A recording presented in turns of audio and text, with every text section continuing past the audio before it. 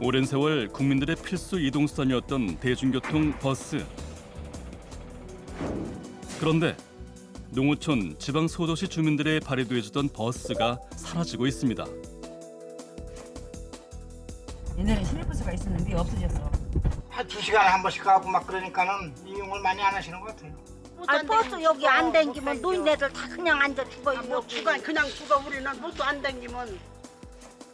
농어촌을 비롯한 지방 소도시 인구가 급격히 감소하면서 대중교통이 줄어들고 이 때문에 버스 운영에 필요한 예산은 전국적으로 계속 증가하고 있습니다. 수익이 날 수 없는 구조다 보니 회사 입장에서는 마이너스 경영 상태가 되는 거고 이거를 메꾸기 위해서 정부에서는 지원을 하는 그런 구조로 되어 있던 거죠. 문제는 지방 소도시뿐만 아니라 서울, 경기를 비롯한 광역시 지자체도 버스 운영비로 매년 수천억 원대의 혈세가 투입된다는 것입니다.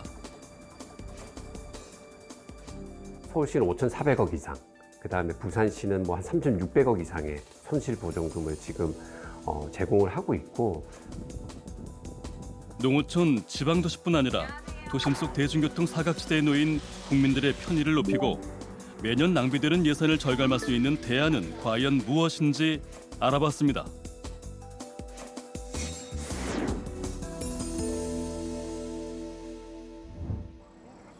충북 도청 소재지 청주시의 한 외곽마을.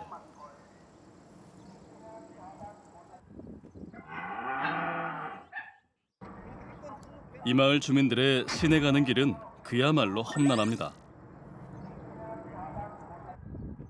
하루에 단 4대밖에 없는 버스를 놓치면 오늘 계획은 물거품이 되는데요. 서너 시간에 한 대 있는 버스를 놓치지 않기 위해 서둘러 정류장에 가서 기다려야만 합니다. 청주 가요. 청주요? 예. 청주 뭐 때문에 가시는 거예요? 병원에 가지고 병원에 가지 약 팔아요. 병원에도 가고 도로 다니기도 하고 복지관에도 가고 음식밖에 못 가는 거 아니야. 버스가 오래 기다려야 돼요? 한참 기다려야지요. 이거 10시 신부고 놓치면 12시 차잖아. 12시 차 12차 있고 엄청 오래 기다려야 또 되네요. 그거 놓치면은 3시 반 차가 있고.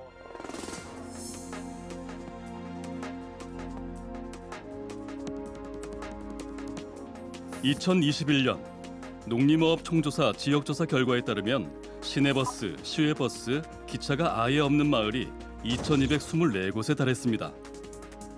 지방이 점차 대중교통 사각지대가 되고 있는데요. 교통복지 사각지대는 인구 소멸 예상 지역과 맞닿아 있습니다. 교통약자란 보통 장애인, 고령자, 어린이, 임산부, 영유아 동반자를 일컫는데요. 사실상 시골에 산다는 것만으로도 교통약자가 되는 것이 현실입니다. 그러면 청주 한번 갔다 오면 하루 웬종일이에요? 하루 걸려. 하루 종일이 나가자 하면 하루요. 우리네도 병원에만 있다가 솔직히 좀 이리저리 좀 돌아다니고 무엇도 좀 싸고 싶고 그렇지. 병원에 가또 기다려야 돼. 기다리고. 4시간 기다려야지. 아이고. 아니 여기 버스가 잘 안 다니니까 그러면 자가용 같은 거는 차가요. 아유, 자가용이 어딨어. 애들이나 오면은 다 가. 자식들도 다 먼지 살아. 더구나 주민수가 많지 않은 농어촌이나 소도시는 택시도 잘 다니지 않는데요. 그래서 버스가 거의 유일한 이동수단인 주민들이 많을 수밖에 없습니다. 인구가 줄면 대중교통이 줄고 이 때문에 이동을 자유롭게 할 수 없는 것이 되면 또 인구가 감소하고 결국 악순환의 연속이 됩니다. 운전을 할 수 있거나 경제적인 능력이 되시는 분들은 개인 교통수단인 승용차를 이용을 하시지만 고령층, 운전을 하기 어려운 고령층이거나 아니면 약자들, 뭐 저소득층, 학생들 이런 분들은 꼭 대중교통이 아니면 이동권의 제약을 받을 수밖에 없습니다. 귀농 귀촌 실태조사에서도 반드시 개선해야 할 공공서비스로 교통서비스를 꼽았는데요. 은퇴한 귀촌인들은 노인 돌봄 서비스보다 교통서비스가 더 중요하다고 호소합니다. 요즘에 버스가 회사가 장사가 많이 안 된다고 해갖고 그래요. 그래서 이렇게 하는 거예요. 그럼 만약 이거보다 더 버스가 줄어들거나 없어지면 어떻게 돼요? 아니 하루에 서너 번 너도 거짓만 댕겨도 괜찮고 그대로만 댕겼으면 좋겠어. 만약에 안 다닌다고 하면 안 댕기면 죽는기지 뭐 어떻게. 죽는기지 뭐 노인네들은 나원 불안해서 죽는기지. 안 댕기면 죽는겨. 애들 굶으면 먼저 내려와 그래. 한참을 기다린 끝에 시내 가는 버스가 왔습니다. 하지만 탑승 인원은 달랑 2명뿐입니다. 그냥 평상시에는 서너 분 타시고요. 네. 좀 많이 탈 때는 10분도 타시고, 어쩔 땐 빈차도 있어요? 예, 가끔 혼자 왔다 갈 때도 있어요. 사람 한 명도 안 타고요? 예. 이렇듯 인구 감소가 계속되는 농어촌 마을이나 지방 소도시의 버스 회사들은 현실적으로 적자를 면하기가 힘듭니다. 가장 큰 원인은 사실은 그 버스를 이용하는 수요가 적어서 이용 승객이 적다 보니까 수입이 적어지고, 그러니까 매년 운영 적자가 이제 산더미처럼 늘어나게 되고요. 요금을 올리고 싶어도 올리면 사실은 더 승객들이 감소하는 그런 것들을 또 양상을 하게 되고 하다 보니까 운영하고 유지보수하는 데 들어가는 비용이 100이라고 하게 되면 지금 저희가 받는 버스의 그런 요금은 한 60% 정도 수준입니다. 결국 정부와 지자체는 버스 회사에 손실 보조금을 지원해서라도 주민들이 대중교통을 꾸준히 이용할 수 있도록 하고 있는데요. 대중교통이란 자체가 단순히 어떤 개인 사업이라기보다는 공적인 영역의 서비스가 돼야 될 부분이라고 지금 판단이 되고 있기 때문에 2000년도부터 여객자 운수사업법에 재정지원 항목이 들어가기 시작했습니다. 버스 회사가 수익이 적은 노선을 폐지하지 않는 조건으로 지원금을 요구하면 국가나 지자체는 수용해야만 합니다. 그럼에도 불구하고 농촌과 소도시의 버스 회사는 고질적인 자금난을 벗어나기가 힘든데요.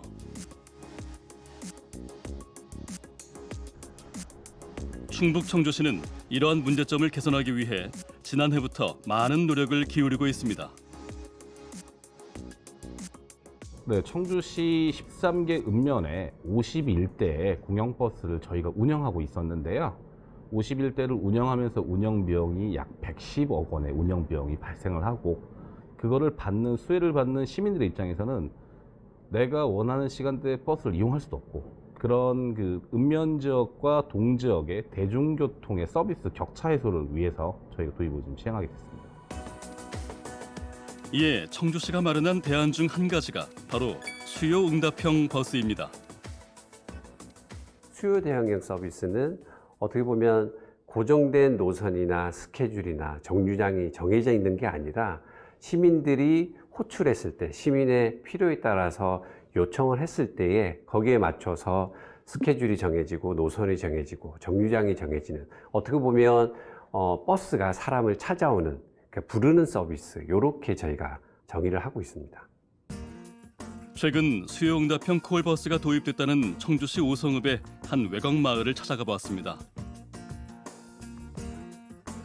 우리 마을이 이제 오송읍에서 제일 가장자리에 위치한 뭐 그런 마을이기 때문에 오송으로 갈 수 있는 그런 버스는 없었어요. 조치원이나 타 지역으로 가서 버스를 갈아타고 들어가는 수밖에. 그러니까 이제 직접적으로 오송을 이용할 수 있는 방법은 없었죠. 뭐 택시 말고는. 하지만 이제는 휴대전화만 있으면 터치 몇 번만으로 콜택시처럼 버스를 이용할 수 있는데요. 몇 가지 정보를 입력하자 곧 버스 도착 예정 시간이 뜹니다.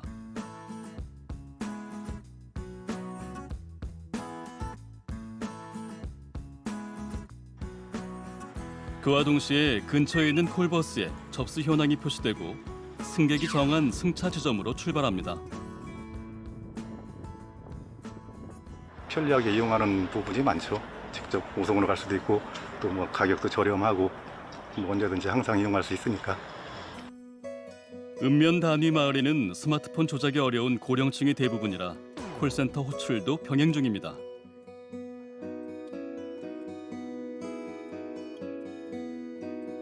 기다려주셔서 감사합니다. 어머니 지금 현재 1호처럼 확인이 되세요. 콜센터를 운영하면서 있어서 가장 큰 문제가 뭐였었냐면 소통이 안 되는 겁니다. 어르신들은 어디냐고 물어보면은 나 어디 있어 라고 하는데 서로 대화가 안 되는 겁니다. 대화가 안 되다 보니까는 승강장마다 번호를 붙여놨어요. 번호를 붙여가지고 나 101번이야. 그러면은 숫자는 명확하잖아요. 소통이 굉장히 간소화될 수 있고. 실제로 청주시 오송읍에서는 각 마을 회관마다 콜버스 정류장 번호 표시를 확인할 수 있었는데요. 콜센터에 전화해서 이 번호만 말하면 버스를 쉽게 호출할 수 있습니다. 안녕하세요. 청주콜센터입니다. 무엇을 도와드릴까요? 예, 여기 동평 3구 마을 해관 8번. 어머니 지금 현재 8번 정류장에 계시는 거세요? 예.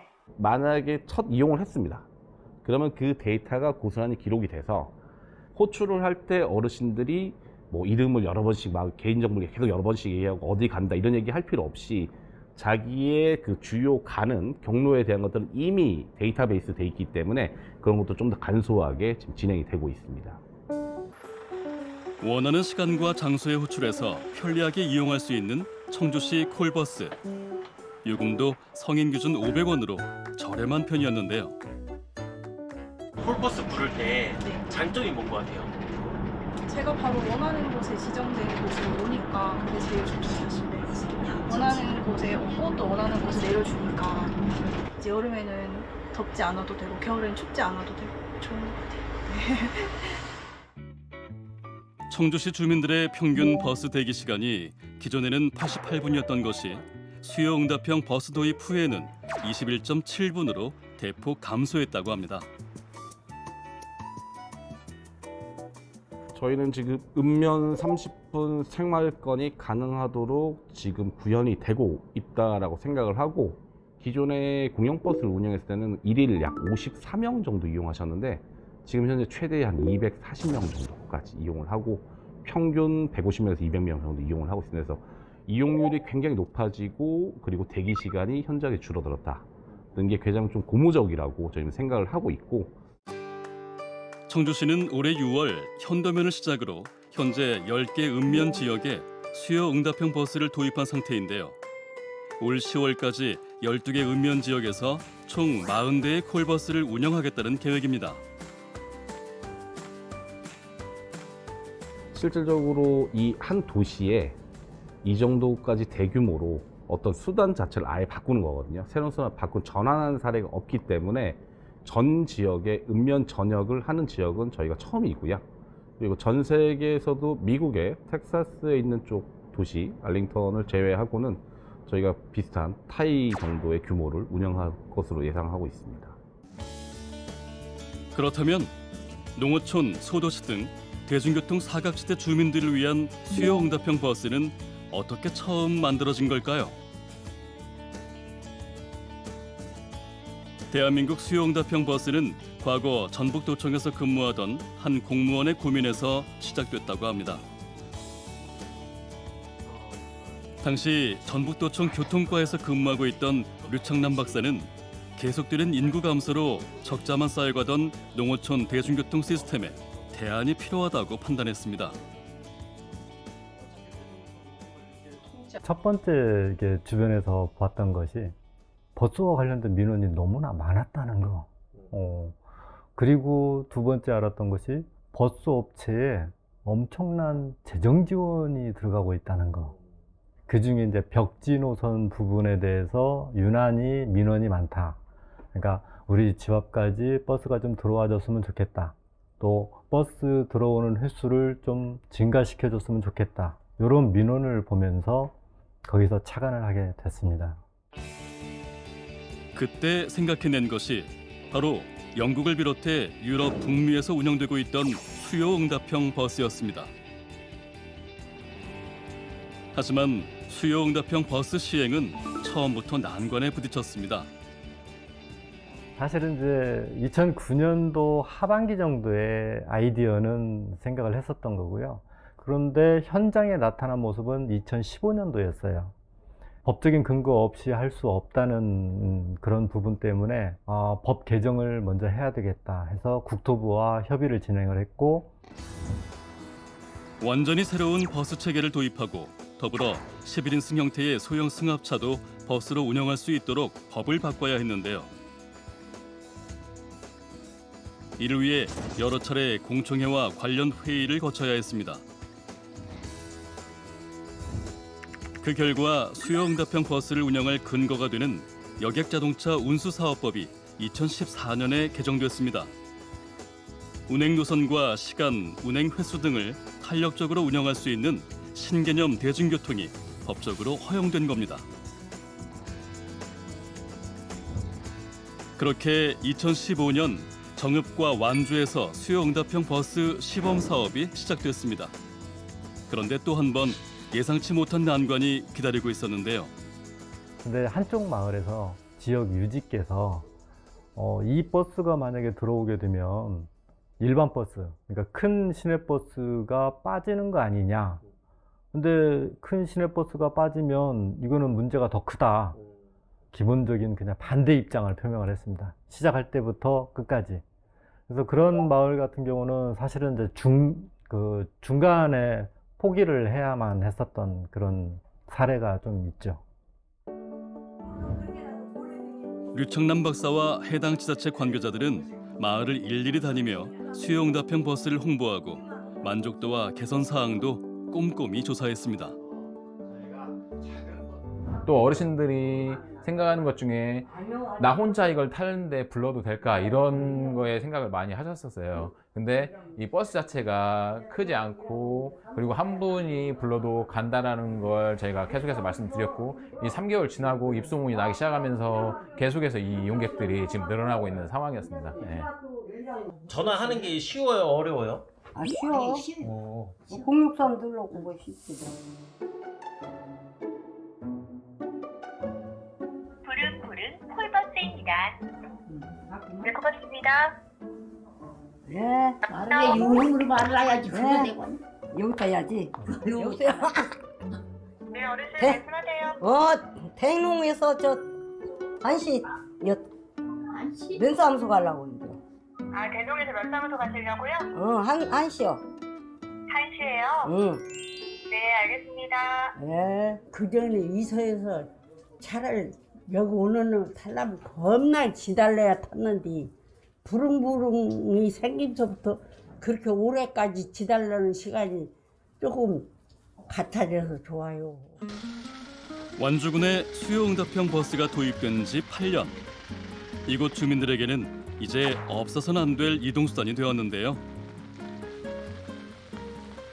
일반 버스는 승강장이 있어요. 승강장밖에 못 가는데 저희는 마을을 딱 들어갈 수가 있으니까 동네 가면 거의 자기들 집 앞에서 이렇게 내리다시피 해요. 가까운 데서 짐이 있는데 저희들도 짐이 있으면 가까운 데 내려드리고. 일반 버스는 다니기 힘든 좁은 시골 도로도 콜버스로는 구석구석 운행이 되니 이 지역 주민들은 외출이 한결 더 편해졌다고 입을 모았습니다.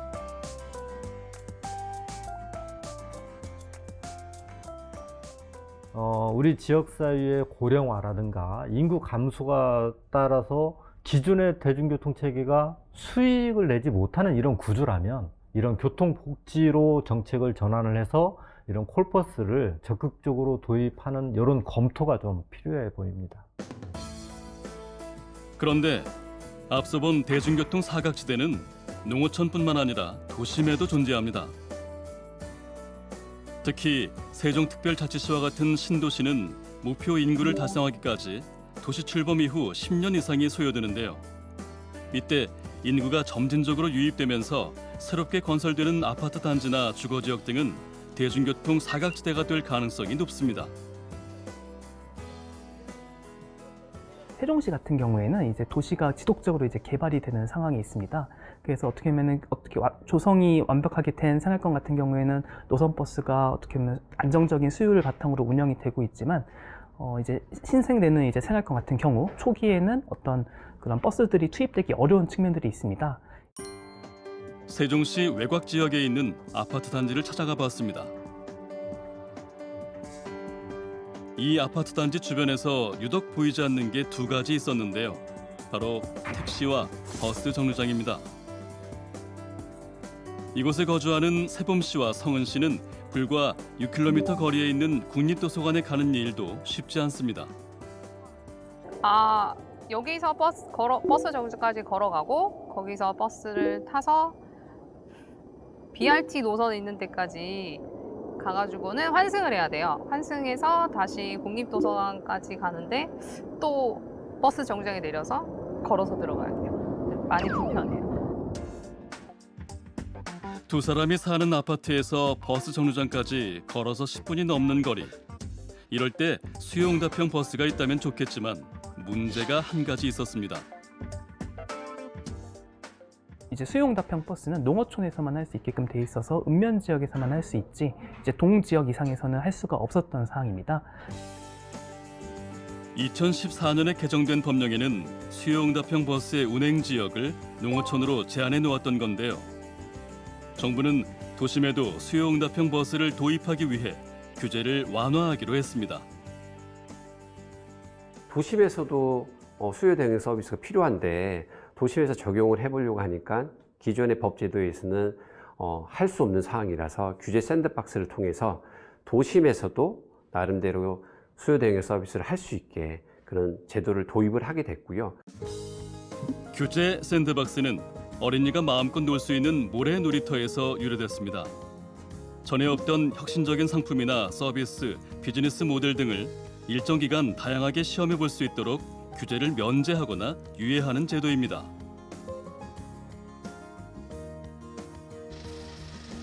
이 규제 샌드박스 제도를 통해 세종시에도 수요 응답형 버스 셔클이 도입될 수 있었습니다.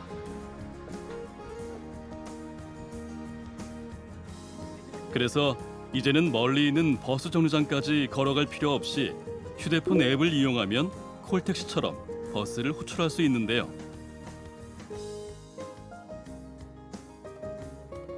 몇 분 뒤 근처에 있던 셔클이 승객이 지정한 승차 지점에 도착합니다.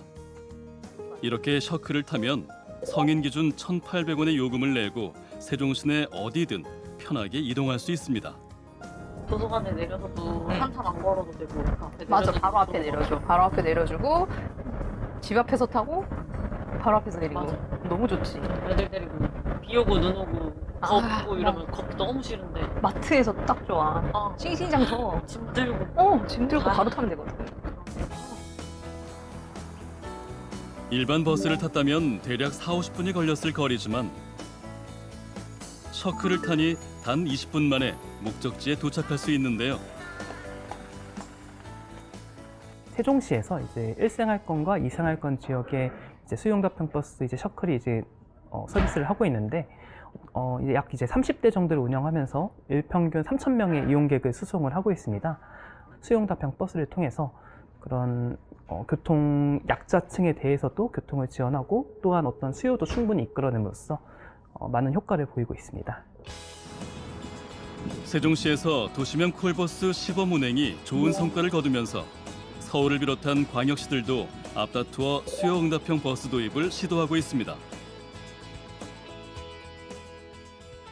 이제 21년도부터 이제 이 셔클이 운행을 하면서 이제 도심에서 이런 수요응답형 버스에 대한 필요성이나 이 효용성에 대한 어떤 공감대가 형성이 되었고 23년도에 최종적으로 이제 운수사업법 개정을 통해서 이제 도심 지역에서 실증 사업을 거친 지역에 한해서 이제 도시명 수요응답형 버스가 가능하게 되도록 이제 법 개정이 이루어진 상황입니다. 정부는 교통이 원활하지 않은 신도시와 귀가 전쟁이 벌어지는 심야 시간대 도심에도 수요응답형 버스를 이용할 수 있도록 지난 4월 여객자동차 운수사업법을 일부 개정했습니다. 또한 국토부는 지난 6월 광주, 용인 등 경기도 6개 시와 업무 협약을 맺고 올해 하반기부터 광역 콜버스를 시범 운행하기로 하는 등 앞으로 수요응답형 교통 서비스를 전국으로 확대해 나갈 계획이라고 밝혔습니다. 그렇다면 수요응답형 버스 도입 후 버스 손실 보조금은 과연 얼마나 감소했을까요? 우리나라의 수요응답형 버스를 처음으로 도입한 류창남 박사에게 물어봤습니다. 이 부분은 참 어떻게 보면 좀 난센스이기도 한데 그거는 해석을 저는 좀 달리하고 싶어요. 비용이 절감이 될 거라고 저도 처음에 도입 초기에는 기대를 했었습니다. 근데 비용 절감은 되지 않았습니다, 결과적으로. 근데 그 내용을 분석을 해보니 이런 거예요. 예전에 일반 버스였을 때 불편하시던 분이 어쩔 수 없이 일주일에 한 번 병원을 가셨다면 콜버스를 집어넣어 드리니까 운전 서비스가 되잖아요. 일주일에 5번을 병원을 가십니다. 지역 주민들의 편리함, 만족도가 그만큼 엄청나게 상승을 하는 거거든요. 그리고 한 번 갔던 횟수가 주 5회, 5배까지 증가를 했어요. 그러니 당연히 운행거리가 많아지고 그러면 비용 발생은 더 되겠죠. 그래서 비용 발생은 더 증가를 한 건 사실인데 여기에 상응한 지역 주민의 이동량 그리고 만족도 이런 측면을 비교하면 그건 비용으로 과연 이거를 비교할 수 있을까? 뭐 이런 생각이 저는 큽니다. 정부나 지자체가 막대한 예산을 투입하는 목적은 오로지 하나, 국민의 편의와 복지를 위한 것이어야 합니다. 비록 수용답형 버스의 도입이 예산을 줄이는 데는 큰 효과를 내지 못했더라도 새로운 시스템을 도입하고 법을 개정하는 등 여러 시도가 있었기 때문에 농어촌과 신도시 등 대중교통 사각지대에 있던 국민을 위한 교통 서비스는 한 단계 발전했습니다. 정부와 지자체는 앞으로도 더욱 많은 고민과 시도를 통해 교통 서비스의 질은 더욱 높이고 예산 투입은 줄여나가는 효율적인 방안들을 만들어야 할 것입니다.